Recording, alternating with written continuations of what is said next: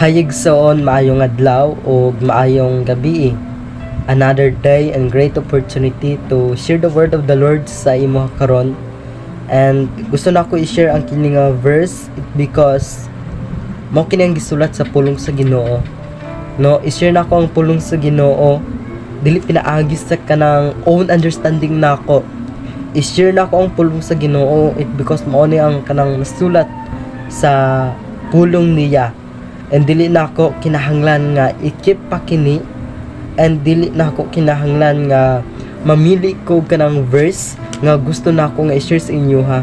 But kini nga verse no nga i-share na ko sa inyo ha, pinaagi ni sa pulong sa Ginoo nga naga-remind sa ato kung unsa jud ang atong kanang kinabuhi nining kalibutana.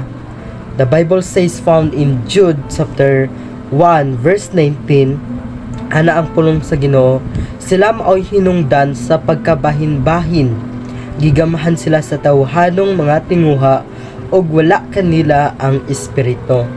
Kini ang situations no nga ang mga Christians naay tendency nga magkabahin-bahin it because sa kanang pamaagi or kanang mga plano sa kaaway nga maga-interrupt.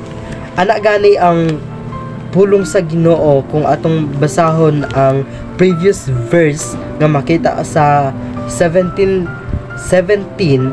no sa Jude, gina-reflect niya about sa kanang mga pahimangno or kung unsa jud ang gina-warn gipabalo sa mga apostoles ni Jesus Christ.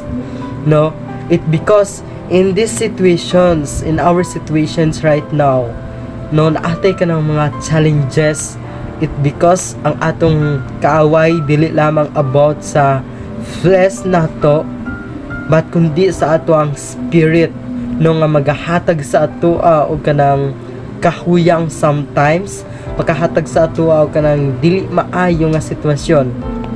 Sa verse 19 gina-emphasize niya kung unsa jud ang mga tinguha sa mga kaaway nato, which is gigiyahan sila sa tawhanong kinaiya, and wala sa ilaha ang kanang espirituhanon nga tinguha.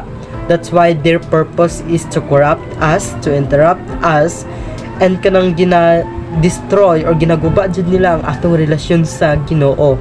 That's why kini nga verses gina-remind ta niya kung paano ta magiging careful or kung paano ta magiging aware sa atong kinabuhi sa pag-serve sa Ginoo. It because we know daghang kay mga challenges, but we must need to follow God wholeheartedly. I-focus jud nato ang atong kinabuhi sa pag-serve sa Ginoo. Dili ta mo lantaw sa atong isig katawo, dili ta mo lantaw no sa uban nga mga tawo. We must focus to serve God alone, and we need magtuod jud sa iya ha.